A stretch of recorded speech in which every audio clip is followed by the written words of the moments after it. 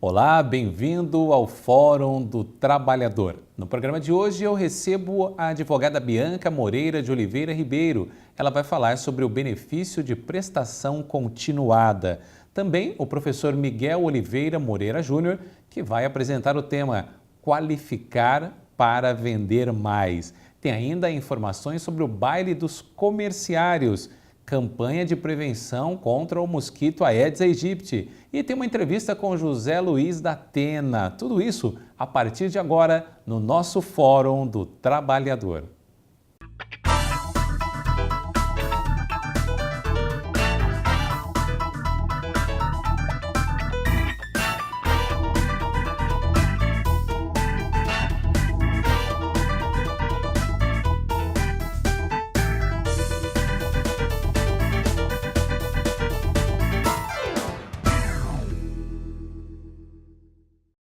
Estamos recebendo no estúdio do Fórum do Trabalhador a doutora Bianca Moreira de Oliveira Ribeiro. Ela é advogada, especialista em previdência e vai prestar alguns esclarecimentos muito importantes para todos vocês. Olá, doutora, tudo bem? Olá, tudo bem? Boa tarde. Doutora, quem nunca contribuiu para a Previdência, nunca trabalhou, nunca recolheu, pode se aposentar? Bom, aposentadoria não. Ele vai ter algum tipo de benefício, sim, que é um benefício assistencial, porém a aposentadoria não é possível. Um benefício muito conhecido e que algumas pessoas até fazem confusão com o nome, popularmente chamado de LOAS. LOAS é a Lei Orgânica da Assistência Social, mas existe a previsão de um benefício que é o BPC. O que significa isso? Sim. Esse BPC é um benefício de prestação continuada. Na verdade, ele tem previsão constitucional e a LOAS, que é a Lei 8.742 de 93, ela veio para regulamentar esse benefício. Então, como ele funciona? Tem que preencher alguns requisitos que são necessários e aquela pessoa que nunca contribuiu, aquela pessoa que não está amparada pela Previdência Social, vai ter a possibilidade de ter um salário mínimo mensal que vai protegê-la e fazer com que ela tenha pelo menos um bem-estar social, que ela tenha um mínimo existencial ali para se manter. Na Previdência Social, as pessoas contribuem para receber no momento de necessidade. Esse benefício, embora pago pelo INSS, ele não é um benefício previdenciário. O INSS é apenas um repassador desse recurso. Isso, esse benefício ele é assistencial. Quem tem direito a esse benefício? Ele é o deficiente físico ou mental, ou o idoso acima de 65 anos. Só que não basta preencher esses requisitos mínimos. Então, assim, essas são as duas pessoas a quem esse benefício é destinado. Quais são os outros benefícios necessários para que a pessoa possa usufruir desse benefício? Primeiro, que a renda familiar per capita atinja um quarto, no máximo de um quarto do salário mínimo. Ah, mas isso é um valor muito, muito pequeno, realmente. Tanto é que há uma discussão, porque o INSS costuma impedir que as pessoas recebam, porque eles são barrados nesse critério financeiro. Só que, além desse critério, que eu vou explicar daqui a pouco melhor, também tem que a família não pode deixar na mão do Estado que contribua para ela, que arque com aquele idoso ou com aquele deficiente, enquanto a família tem a possibilidade disso. Então, primeiro passa-se pelo critério familiar. Por quê? Porque é uma responsabilidade da família cuidar daquele idoso ou daquele deficiente. Por quê? Existem outros benefícios que são responsáveis para isso dentro da Previdência. Então, a partir do momento que não houve nenhuma previsão previdenciária para socorrer aquele idoso ou aquele deficiente e a família não tem condição financeira para isso, aí sim é que entra a parte do Estado em proteger.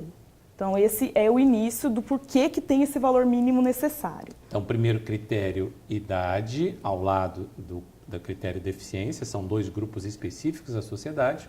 Num segundo momento, a composição da renda, somando o rendimento de todos os moradores daquela unidade familiar, dividindo pela quantidade de pessoas, não pode passar um quarto do salário. O INSS confirma isso? É feita uma pesquisa? A pessoa tem que fazer prova ao pleitear o benefício? Sim, tanto que um dos documentos necessários mínimos é a declaração de renda das pessoas, tem que ter essa comprovação financeira, é um dos primeiros requisitos necessários. Porém, realmente é um requisito muito rígido porque nem sempre, assim, se passar um centavo já é indeferido. Então, como tem sido feito nos tribunais, esse critério estabelece como o mínimo necessário. Então, se a pessoa tem 1/4 do salário mínimo dentro da família dele, daquele núcleo familiar, ótimo, ela já preencheu o requisito da miserabilidade. Então, ela já está apta, se ela atingir os outros requisitos, ela já está apta a receber esse benefício. Porém, como ele é barrado porque é um valor muito pequeno, então tem se buscado o judiciário e é ali que a gente tem conseguido muito êxito explicando o quê? Não é só a questão de 1/4 do salário mínimo, mas sim dos gastos também que essa pessoa tem dentro da família. Então, essa miserabilidade, que é o requisito principal desse benefício, ele é provado de outras maneiras, como, por exemplo, a pessoa pode demonstrar os gastos financeiros com medicamento, com internações clínicas, e tudo isso é bem relevante e tem dado êxito judicialmente para comprovar que sim, mesmo tendo um pouco acima daquele 1/4 do salário mínimo, os gastos são superiores a isso, e os gastos com esse idoso ou com esse deficiente fazem com que haja condição de miserabilidade na família. Então, a pessoa que fez o requerimento administrativo, uma vez negada, deve procurar um profissional do direito para que esse profissional ingresse com a ação devida e na justiça existe grandes chances de receber o benefício. Sim, tem grandes chances sim de reverter. Infelizmente, como o INSS atinge muito, ele vai bem pela legalidade e pelos critérios administrativos dele, provavelmente a pessoa vai receber um não se ela recebe acima de 1/4 do salário mínimo, dividindo por todos os integrantes do núcleo familiar. Então, assim, a chance de ter que ir atrás do judiciário é bem grande por causa desse valor tão ínfimo.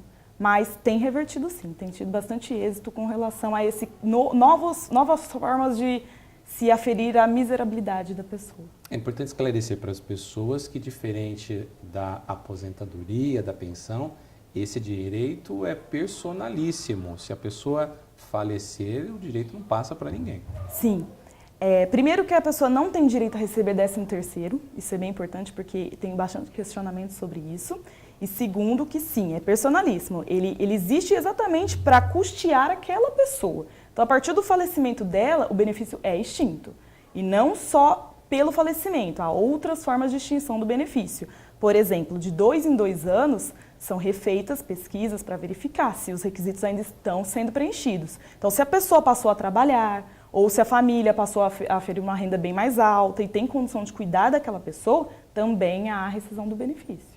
Algumas pessoas profissionais do direito, outras não profissionais, apresentam seus serviços à população em geral, oferecendo a possibilidade de conseguir o benefício BPC, mesmo não tendo direito. O que acontece com aquela pessoa que não tem direito, começa a receber e o INSS vai cruzar os dados e vai descobri-la? É um crime, para começar, né, explicando, porque você está fraudando, você está alegando, você está passando informações inverídicas, apresentando documentação, porque é necessária a documentação para isso. Então, assim, além de você responder nessa outra esfera, você ainda tem um grande risco de ter que devolver todo aquele benefício usufruído, uma vez que ele foi usufruído de maneira incorreta.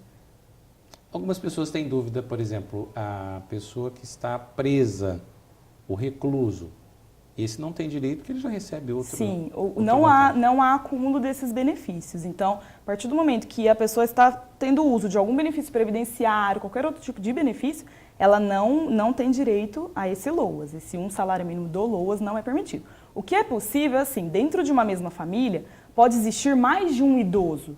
Então, de repente, já tem um idoso ali que se enquadrou e que ele está recebendo esse benefício, e, de repente, algum outro atinge também os requisitos para isso. Quando vai fazer a pesquisa, esse salário de benefício que ele está recebendo, esse salário mínimo desse idoso que atingiu já os requisitos, ele não entra no cômputo para fazer aquela soma do 1/4 do salário mínimo por pessoa dentro da família. Então, ele não entra. Então, provavelmente, vai conseguir mais de um idoso ali receber esse benefício. Porém, o deficiente não há uma previsão legal para isso. Então, para que isso ocorra, provavelmente vai ter que dar ingresso na justiça para ir também, utilizando o mesmo critério, afirmar que, olha, essa família tem 3, 4 irmãos que estão na mesma condição de deficiente físico ou deficiente mental, também precisam do benefício, e a família não tem condição de arcar com esse custo dele. Então, aí tem que ser judicial, porque provavelmente o INSS vai indeferir. A lista de documentos é muito grande, existem muitas exigências para que eu possa pleitear esse benefício? É mais essa questão, quando for deficiente, tem que comprovar essa incapacidade que vai fazer com que ele não tenha condição de concorrer com igualdade com as outras pessoas. Então, uma declaração médica, atestados, isso vai ser necessário. E o INSS fará uma outra perícia para verificar se essas condições são reais.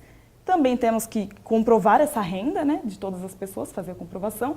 E os documentos pessoais da pessoa. Normalmente são esses os documentos requeridos, além de preencher todo um formulário que tem que ser apresentado no INSS. Aí, a partir dali, verifica-se o deferimento ou não, ou a possibilidade de apresentar nova documentação. Esclarecendo aos nossos telespectadores que esse benefício, por tratado, os portugueses que morarem de modo definitivo no Brasil também fazem direito, uma vez preenchidos todos os requisitos. No dia a dia, no mundo real, lá no INSS, tem sido deferido com rapidez ou é daquele tipo de procedimento que demora muito, doutora? Se todos os requisitos estiverem preenchidos, ele é bem rápido. Porém, como eu já havia dito, essa questão financeira é bem difícil de comprovar. Porque normalmente ultrapassa-se um quarto de um salário mínimo. Porque é um valor muito pequeno mesmo. É aquele valor que, olha, realmente chegou uma miserabilidade tão alta que não há por que comprovar de outra forma. Então, ali é muito raro acontecer de ter essa miserabilidade, sim. Então, há demora, porque tem que ingressar no judiciário e ali, sim, fazer toda uma busca, uma apresentação, uma comprovação de que há, sim, miserabilidade, embora passe um pouco desse um quarto do salário mínimo. Por se tratar de pessoas com deficiência e também idosos, é possível a presença de representantes legais para fazer o requerimento? Sim, desde que preencha todas aquelas condições legais para representação, é possível sim que faça todo o andamento por outra pessoa, a não ser a parte da perícia que tem que ser pessoal mesmo. Mas aí ele é acompanhado, não tem problema nenhum. E aquela situação das pessoas que estão em asilo, que ficam internadas, elas também têm direito? Qual que é a condição para que elas recebam o LOAS? Essa internação... O BPC, aliás, é a tendência de falar recebam o LOAS. Recebam o BPC. Esse benefício de prestação continuada, o fato de estar internado, principalmente no caso do idoso, não é um empecilho para receber esse benefício. Por quê? Existem muitas situações em que esses idosos são abandonados, eles são largados à sua própria sorte nesses asilos e não tem condição mínima de sobrevivência ali, eles sobrevivem à base da caridade de outras pessoas. Então, comprovado, lógico, vai ter toda uma pesquisa, vai ter uma pesquisa no próprio ambiente para verificar se está sendo atendido todos os requisitos, mas não é um empecilho para isso, não é porque não está dentro de uma casa, de uma família, que não vai ser deferido o benefício. O idoso que é aposentado por invalidez, ele tem direito, se fizer prova de que necessita de um acompanhante de modo permanente, a 25% de aumento nos seus proventos previdenciários. Nesse caso, não. Esse valor é fixo, né? Sim. O BPC é bem pontual mesmo. Ele é um bem salário pontual. E nada mais. Um salário que é aquela condição mínima de existência mesmo. É só, assim, num caso extremo, em que não há outra forma de custeio, então o Estado ingressa ali para protegê-lo. Mas não há. Essa forma é só o aposentado por invalidez que tem esse direito a esse 25% a mais para ajudar aquele que vai ficar o tempo todo com ele a receber e ser remunerado por isso. Doutor, a INSS ficou em greve um bom período, os médicos peritos também demoraram a voltar às suas atividades. Como que anda o dia a dia da atuação do profissional do direito nesse setor? Fica bem complicado, teve muita remarcação, então o pessoal que já tinha perícia agendada teve reagendamento de perícia, mas agora está voltando à normalidade, o pessoal já está fazendo agendamento novamente, só que tudo para bem longe, tudo para bem distante, até pedidos básicos estão sendo marcados para 4, 5, 6 meses de distância, pelo menos. Qualquer benefício previdenciário, recebeu um indeferimento, chegou a cartinha, sua solicitação foi negada, qual atitude que o cidadão deve adotar? Já tem que buscar um advogado. Para quê? Para verificar qual a melhor saída. Porque uma vez indeferido, pode ser buscada a via administrativa dentro do próprio INSS, dando prosseguimento ali com recursos. Ou, se o caso do indeferimento for um caso em que a gente já entende que o INSS vai indeferir novamente, uma vez que é o critério deles, é a regra que eles utilizam, então, assim, o tempo que você perderia fazendo outros recursos administrativos já parte logo para a parte judicial. Então, precisaria de um profissional habilitado para verificar qual é a situação, se é melhor já um administrativo e, de repente, conseguir a solução sem ter que dar ingresso judicial, ou se já é caso de ingressar na justiça mesmo e dar entrada no pedido do benefício. Muito obrigado pela presença mais uma vez conosco. Eu que agradeço. Aqui no Fórum do Trabalhador você já sabe todas as informações do mundo sindical, direitos dos trabalhadores e sempre profissionais do setor presentes, esclarecendo todas as dúvidas. Nós falamos com a doutora Bianca. A doutora Bianca está com o nome grande, Bianca Moreira de Oliveira Ribeiro. Ela é advogada especialista em Previdência. Faremos um pequeno intervalo. Voltamos já.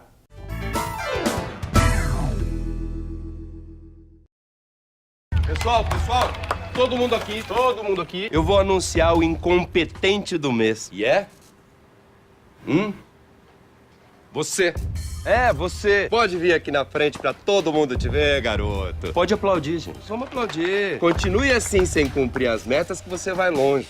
Você vai bem longe. Vai pro olho da rua. E o mês que vem pode ser qualquer um de vocês. O assédio moral é um abuso mais frequente do que você imagina. Não aceite ser constrangido publicamente pelo seu chefe. Denuncie. A mulher que continua amamentando após voltar ao trabalho merece reconhecimento.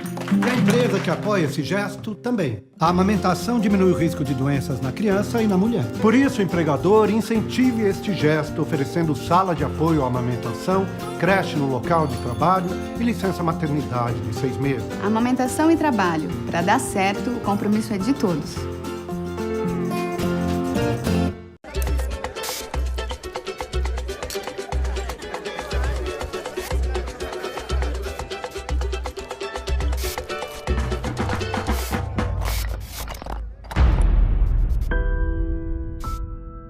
José tem 9 anos e tem sua infância destruída trabalhando em uma carvoaria. Isso precisa mudar. Trabalho infantil. Você não vê, mas existe.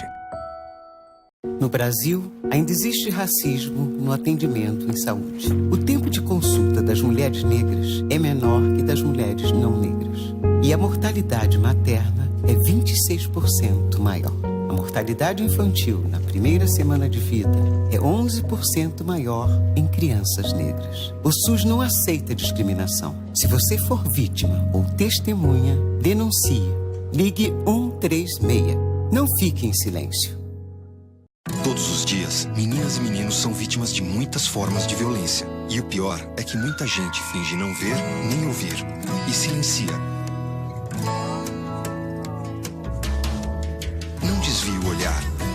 Fique atento. Denuncie. Proteja. A responsabilidade de proteger as crianças e adolescentes é de todos. Procure o Conselho Tutelar ou Disque 100. Secretaria de Direitos Humanos, Governo Federal. E agora no fórum vamos mais uma vez falar sobre educação e trabalho. O tema de hoje, qualificar para vender mais. Eu recebo Miguel Oliveira Moreira Júnior. Olá, Miguel, tudo bem? Tudo bem. Miguel, qualificar para vender mais. O ser humano tem uma vocação para as vendas desde a antiguidade. Talvez uma das primeiras atividades do homem foi negociar. No começo ele não tinha técnica nenhuma, era no improviso. Como funcionava? Perfeito, André. Exatamente isso. Uma das profissões mais antigas do mundo é o comércio das coisas.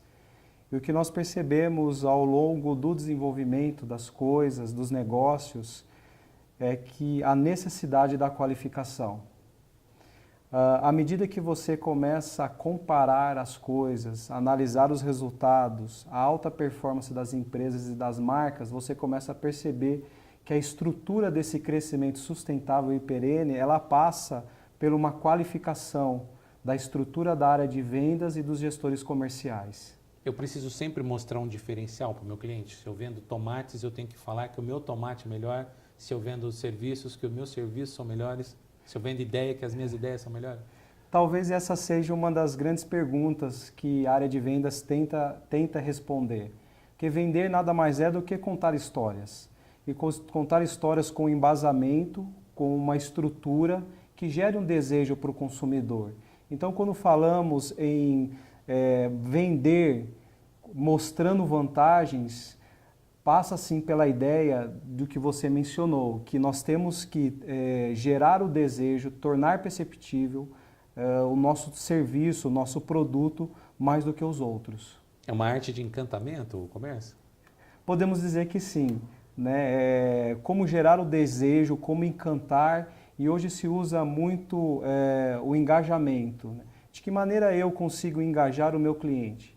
De que maneira que eu consigo gerar a recompra? Porque o grande desafio, eu percebo que não é o primeiro pedido. O grande desafio é o segundo pedido, o terceiro pedido. E esse pedido, ele vem qualificado.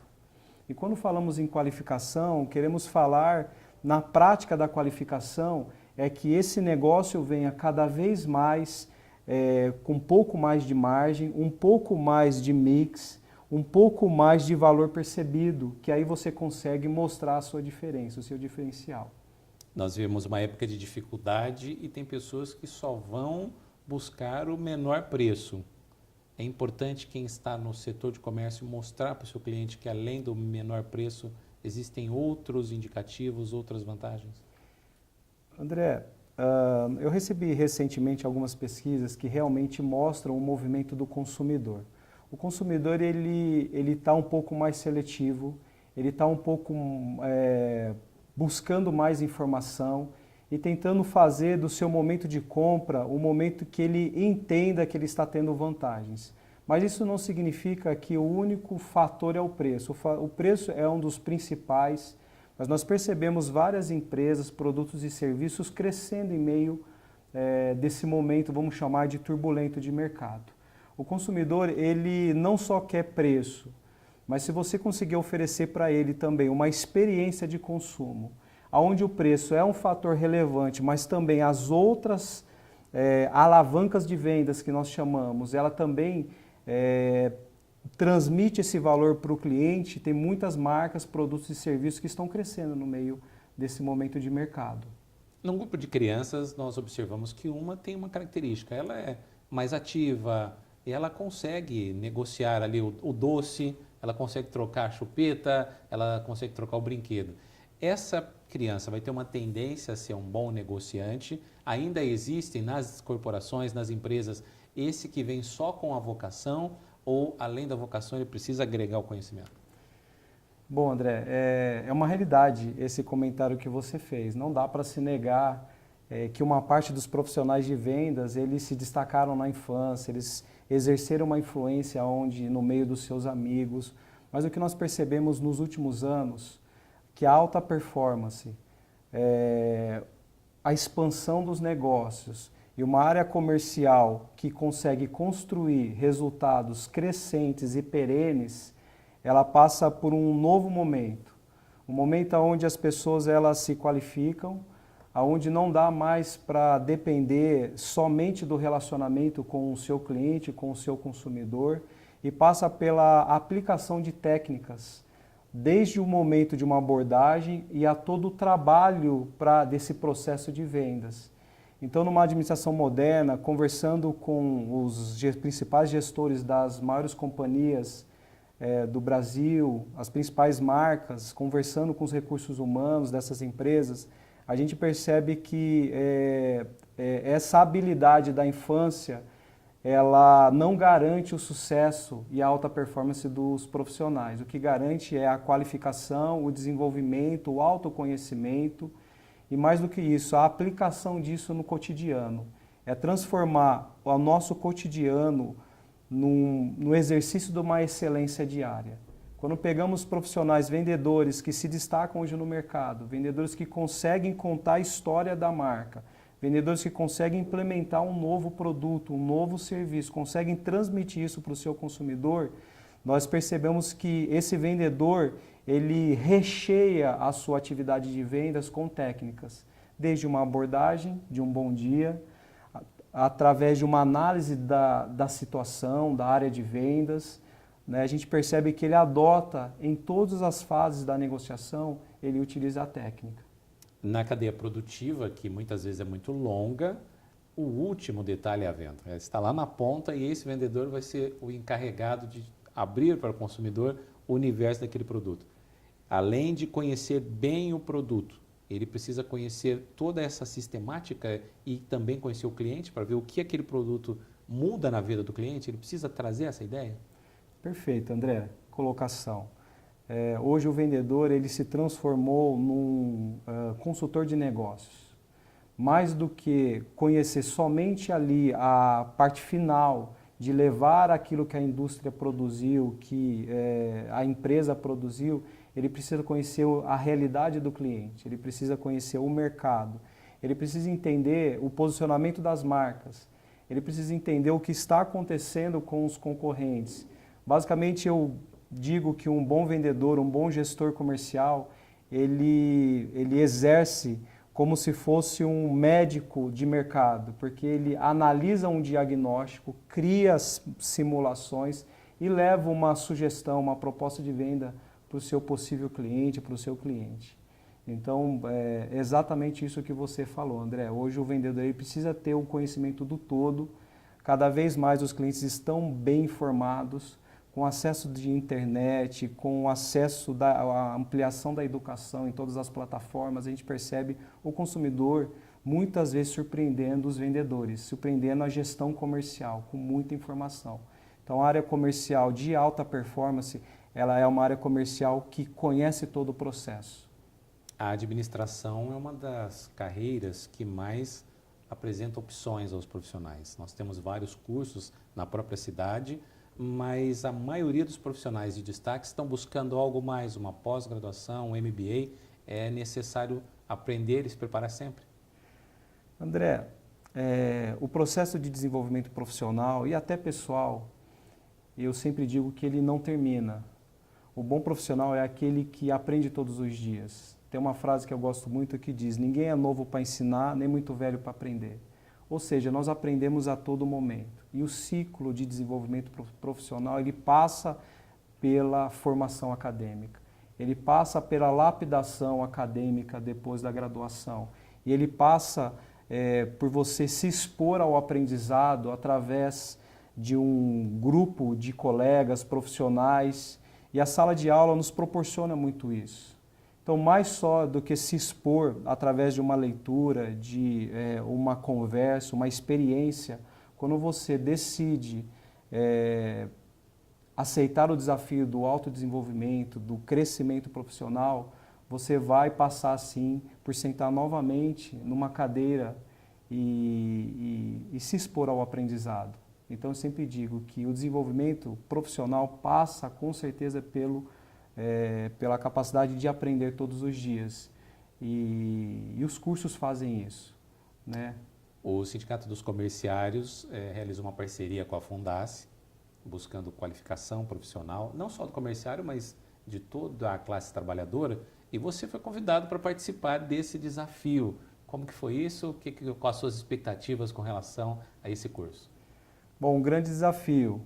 Eu tenho, nos últimos 18 anos, tive o privilégio de transitar por toda a cadeia comercial de vendas, né? Começando como vendedor, supervisor de vendas e passando por todas as etapas na área comercial.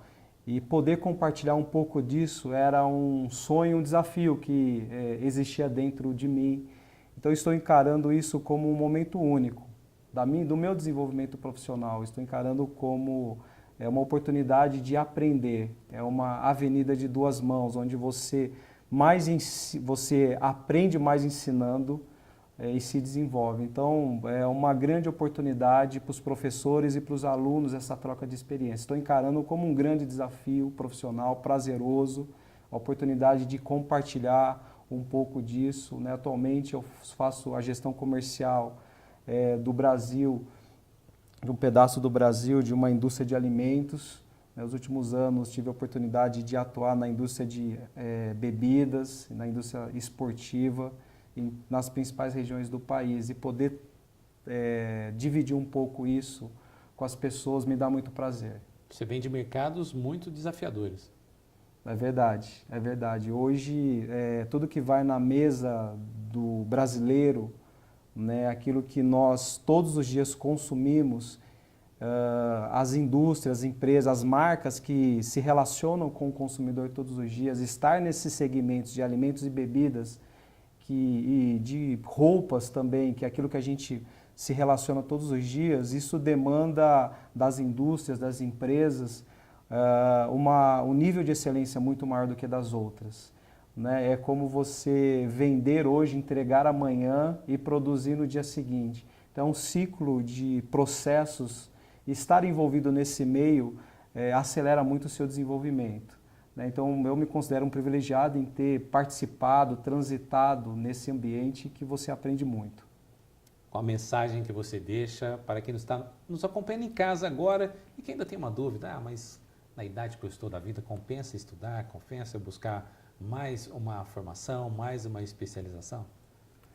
Bom, eu queria desafiar você a participar, a se proporcionar isso para você, de se desenvolver. O aprendizado, o desenvolvimento do homem, das pessoas, passa pela humildade de escutar um pouco mais, de compartilhar. O processo de aprendizagem é um processo contínuo. O processo de crescimento ele é contínuo.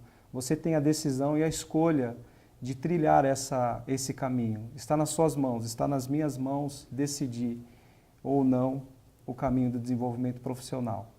Agradecemos a Miguel Oliveira Moreira Júnior. Ele é graduado em Administração, MBA, Executivo em Gestão Comercial pela Fundação Getúlio Vargas. Muito obrigado pela presença. Eu agradeço. Pequeno intervalo, voltamos já. Hoje, 1 em cada 10 crianças no mundo está trabalhando. Muitas delas em atividades insalubres, noturnas, perigosas e nas ruas dos grandes centros urbanos. No trabalho, crianças estão sujeitas a abusos, violência ou exploração sexual. Não compre produtos ou utilize serviços prestados por crianças e adolescentes. Faça sua parte. Diga não ao trabalho infantil. Disque 100 e denuncie.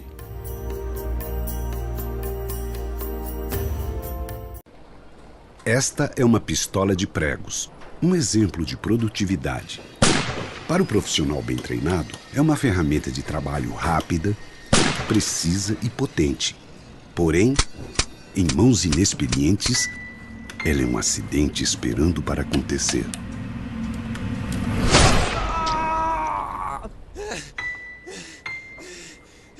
Programa Trabalho Seguro. A prevenção é o melhor caminho. Vamos agora falar de festa. Foi o baile do Sindicato dos Comerciários de Ribeirão Preto e região, celebrando 79 anos. E a nossa reportagem conversou com a presidente Regina Pessotti Zagretti, com o vice-presidente Oscar Gonçalves e com lideranças sindicais e autoridades presentes ao evento.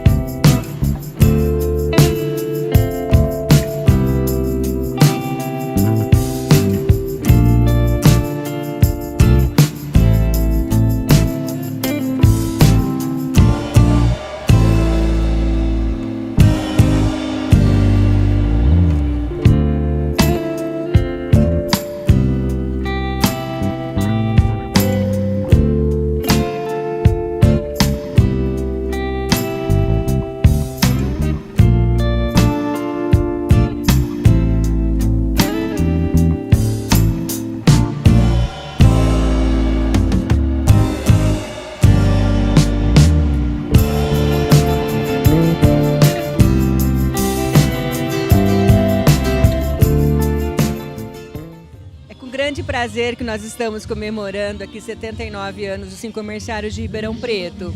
É 79 anos, mas eu digo assim, que tão jovem como nunca, porque nós estamos sempre inovando. Na verdade, o sindicato fez aniversário dia 1º de dezembro, mas respeitando, obviamente, a nossa época, que é a nossa safra, que em dezembro nós buscamos trabalhar mais para aumentar o nosso salário, que é o mês de maior venda para nós. Aí comemoramos agora, né, nesse dia aqui festivo, nesse dia com esse baile maravilhoso, com esse público aqui muito presente. Então essa festa, comerciários, é para você, essa festa da sua entidade, que tenha coragem, que tenha pujança de comemorar cada ano mais firme, mais forte, com todas essas realizações. Claro que nós nunca esquecemos os direitos trabalhistas.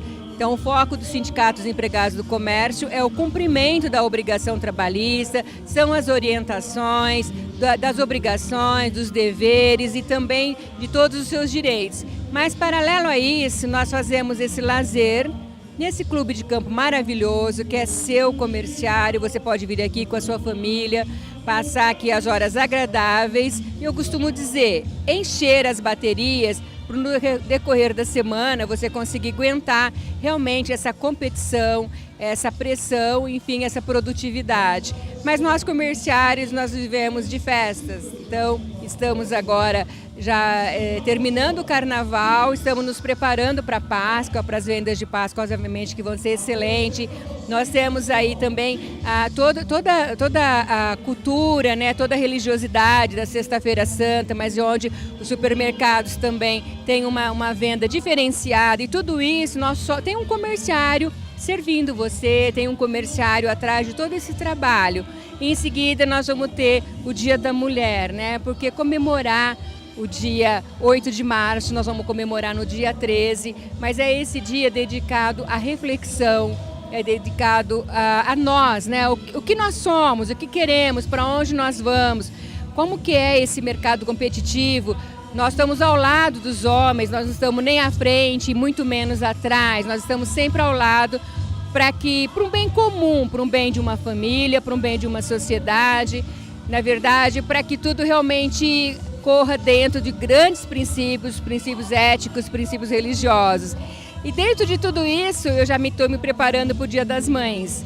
Nós vamos ter um baile que vai ser no dia 9 de maio, também nesse espaço, para você comerciário, para você associado, vir aqui realmente esses momentos de descontração, esse momento de alegria, esse momento que é nosso e que é de você. Obrigado por ter vindo, obrigado associado por estar aqui. E realmente essas festas são sempre feitas no intuito de mesclarmos, né? Mesclarmos a nossa responsabilidade, mesclarmos a nossa produção, obviamente com o prazer de uma noite maravilhosa como esta.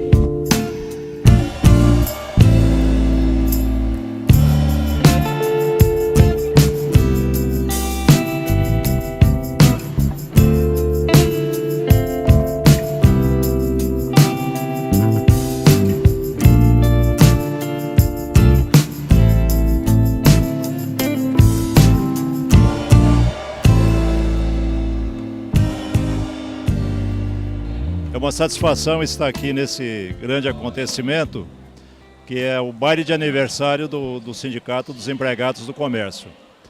Afinal de contas, já se passaram um bom tempo, são 79 anos que a entidade existe e tem que ser muito bem comemorado, né? E nós estamos assim, tranquilos com a nossa programação, com o nosso idealismo e empreendedorismo, porque realmente o patrimônio que nós temos para uso dos comerciários é muito grande. Isso só foi conseguido através de diretorias que vieram atrás, a diretoria atual, presidida pela Regina, aliás, com muita capacidade, e nós estamos sempre implementando novas atividades. Um encontro festivo como um baile desse é uma coisa maravilhosa para unir os casais. As pessoas passaram uma noite aqui alegre. E tem também durante o dia o nosso clube de campo aqui, que está à disposição de todo mundo, dos associados. Além do nosso trabalho de defesa da categoria, né? São dois extremos. Um lado é festa e o outro lado é trabalho pesado. Mas isso tudo nos dá satisfação, porque nós estamos prestando serviço à categoria comerciária e fazendo essa mesma categoria feliz através dos eventos que nós estamos programando. E agradecemos também a presença de todos os comerciários aqui, que o salão está lotado. Isso é motivo de alegria para nós e satisfação. Então, felicidades aos comerciários, felicidade ao sindicato e a todos que estão nos apoiando. Muito obrigado. Olá, vocês aí, trabalhadores, empregados e comerciários.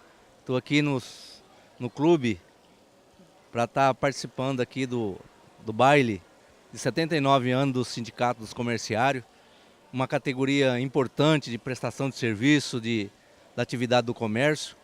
Eu quero aqui cumprimentar a Regina, o Oscar e toda a diretoria, os funcionários dos sindicatos dos comerciários, pela festa que está sendo realizada, uma grande festa, o baile aqui de 79 anos de aniversário do sindicato. Essa categoria é uma categoria de luta, de conquistas, e que a diretoria dos sindicatos comerciários sempre soube muito bem representar através do Oscar, da Regina e de toda a diretoria. A gente sempre está junto na luta, reivindicando os direitos dos trabalhadores.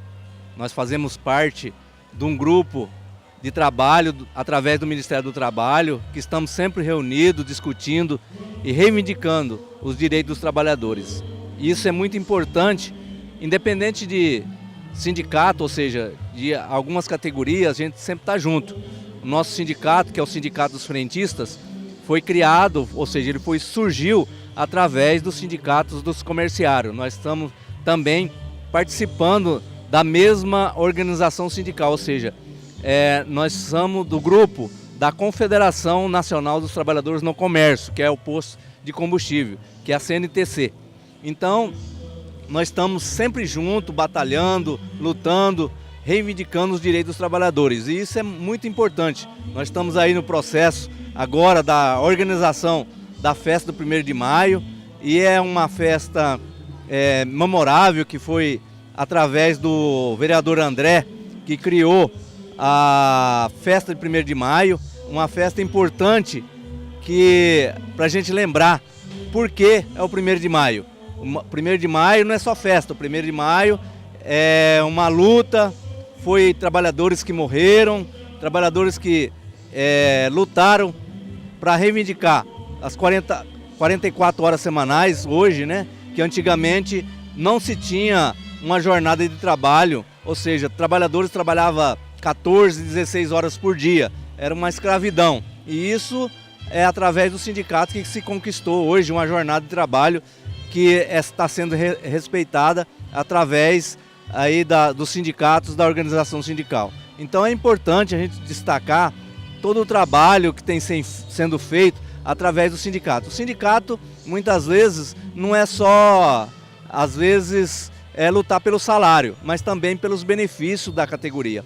E aqui nós estamos num clube muito grande, uma participação muito imensa dos trabalhadores do comércio. E nós, agora essa semana, o Sindicato dos Frentistas conseguiu, através do Sindicato dos Comerciários, fazer uma parceria. Então, a partir de agora, os frentistas também têm direito aqui a participar das atividades dos clubes dos comerciários. E isso é muito importante, a gente trazer esse recado e estar aqui encontrando com os companheiros de posto de combustível aqui no clube dos comerciários. Parabéns, Regina, parabéns, Oscar, parabéns à diretoria e todos os funcionários do Sindicato dos Comerciários. Nós estamos aqui no Clube dos Comerciários comemorando 79 anos de existência do Sindicato dos Comerciários. Hoje, a Regina é a nossa presidente e com muito orgulho, com muita coisa, vem desenvolvendo todo esse trabalho, não só pelo sindicato, mas o trabalho social que ela desenvolve também. Eu tenho acompanhado de perto, tenho participado todos os anos, já há muito tempo, deste baile que acontece aqui no sindicato, aqui no Clube dos Comerciários. E para nós, para mim, para minha esposa, aos meus amigos, é um prazer, é uma honra muito grande receber o convite todos os anos e participar desse baile.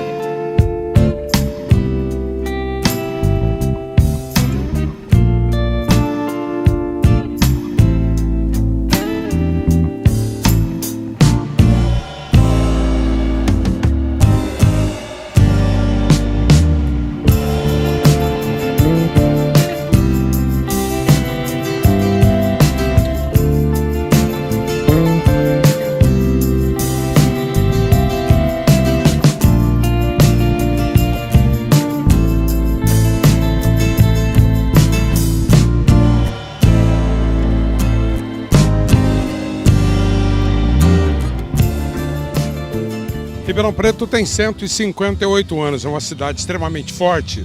E o sindicato tem 79 anos, é mais da metade dessa existência da cidade. É um dos sindicatos mais antigos, mais fortes, que tem o maior número possível de pessoas filiadas a ele. A sua importância se dá também no meio social. Hoje a gente teve a oportunidade de estar junto num bar gostoso, com músicas boas e com uma fraternidade que só se vê no meio do comércio em Ribeirão Preto. Foi um baile nota 10 e eu quero aqui parabenizar a todos aqueles que são filiados ao sindicato, a todos aqueles que são seus diretores e que constroem a força da cidade de Ribeirão Preto. Parabéns pelos 79 anos de fundação. Quero cumprimentar também toda a diretoria do sindicato, na figura da sua presidente, a Regina, que tem feito um trabalho, tem dado continuidade num trabalho que faz com que o sindicato se torne uma referência nacional. Parabéns, Regina, ao te abraçar, estou abraçando toda a diretoria do sindicato.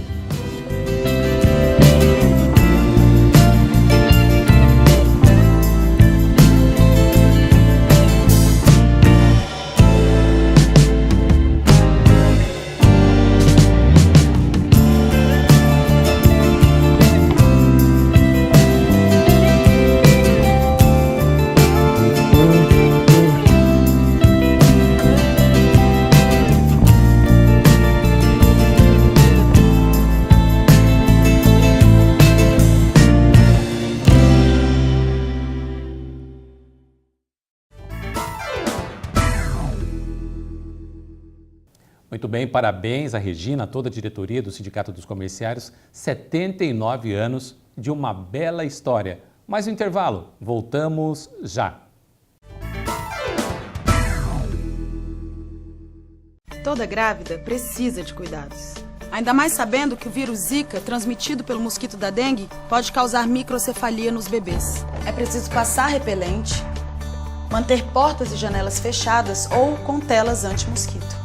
E usar calças e blusas de manga comprida. Esses cuidados precisam virar hábito. Se você está grávida, faça o pré-natal. Proteja-se. Se o mosquito da dengue pode matar, ele não pode nascer. Governo Federal.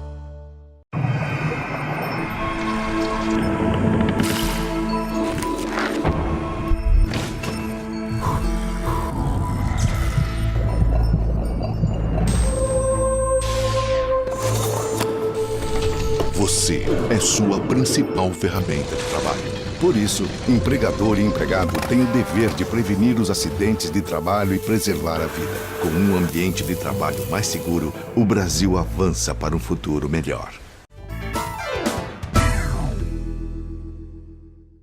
O Fórum do Trabalhador talvez seja o único programa de rádio e TV que está mobilizado na campanha contra o mosquito Aedes aegypti desde o começo. Nós temos campanhas permanentes de prevenção. Você, trabalhador, você, trabalhadora, já olhou o seu quintal?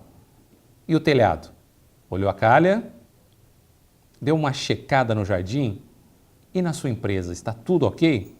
E inclusive o governo federal está mobilizado no combate ao mosquito transmissor da dengue, do zika vírus e do chikungunya e designou profissionais do primeiro escalão. A presidente da Caixa Econômica Federal, Cátia Abreu, esteve em Ribeirão Preto fazendo uma palestra com estudantes da rede municipal. Nós conversamos com a presidente e também com Ângelo Invernizzi, que é o secretário municipal da Educação.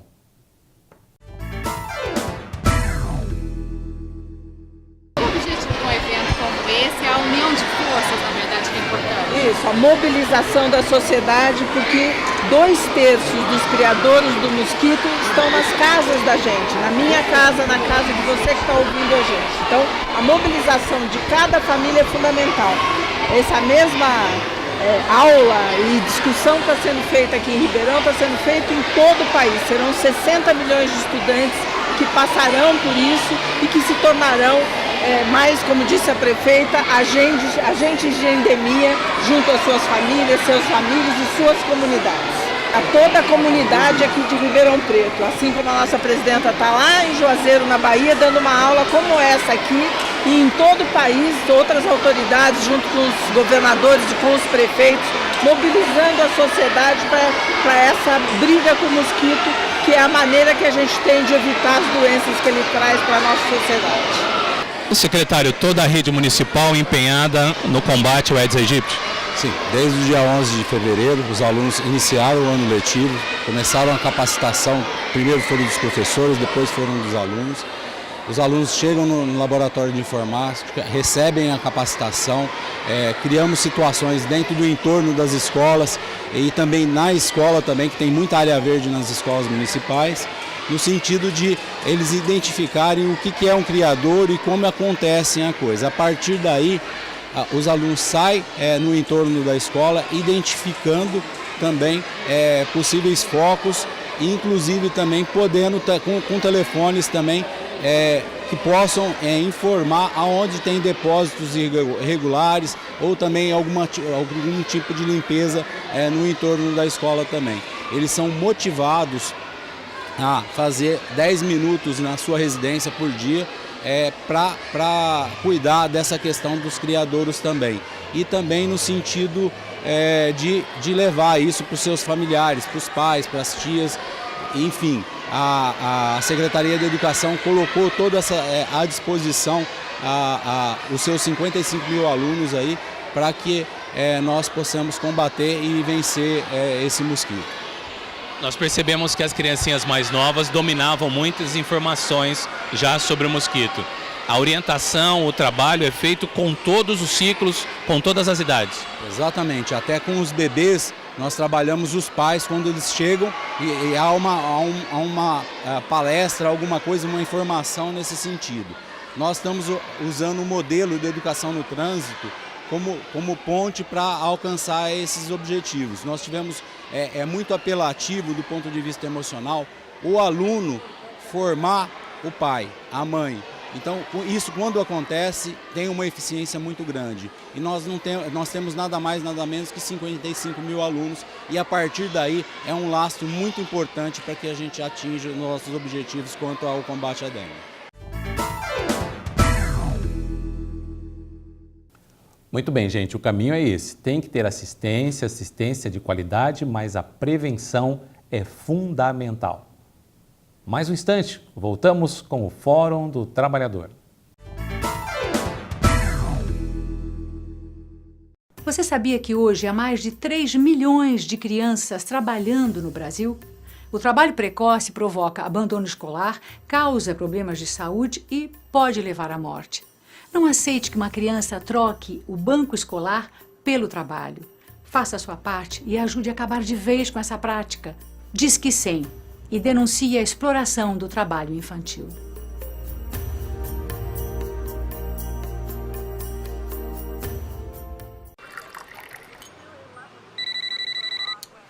Alô? Senhora, eu lamento muito, mas o seu marido e as suas filhas, eles sofreram um grave acidente. A imprudência mata na estrada e fora dela. Dirija com responsabilidade. Seja você a mudança no trânsito. Colocar vidas em risco não é acidente, é crime.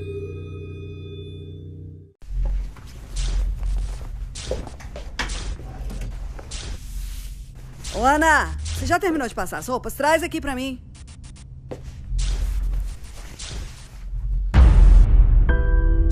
Ana tem 13 anos e teve sua infância destruída trabalhando como doméstica. Isso precisa mudar. Trabalho infantil. Você não vê, mas existe.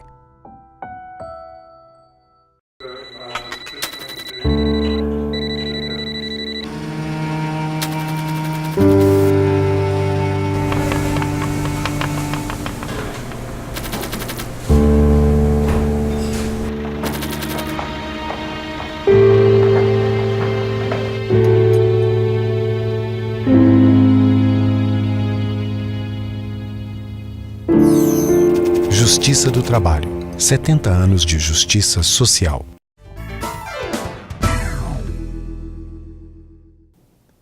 E nesta semana, o jornalista José Luiz da Atena esteve em Ribeirão Preto participando de uma palestra e o fórum acompanhou tudo e conversou, pegou um pequeno depoimento do da Atena.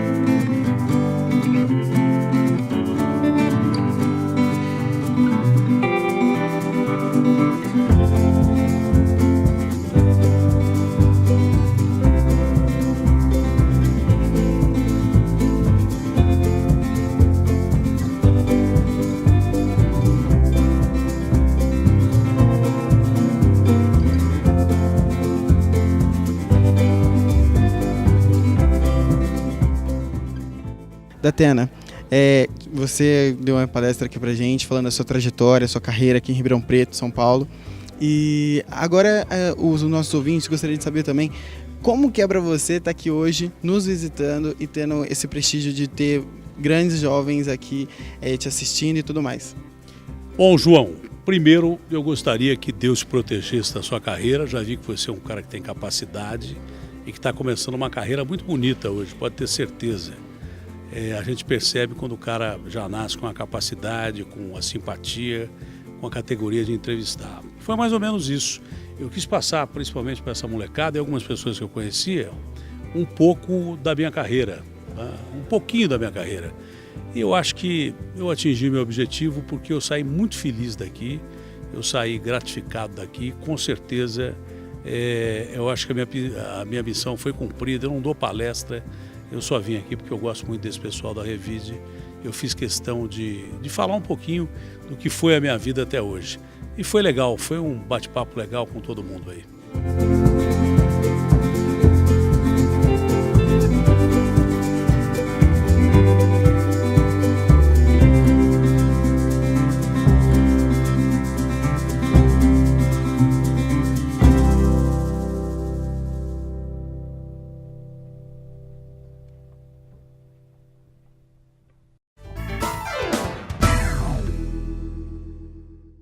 Muito bem, Datena, obrigado aí pela palavra de incentivo à nossa equipe.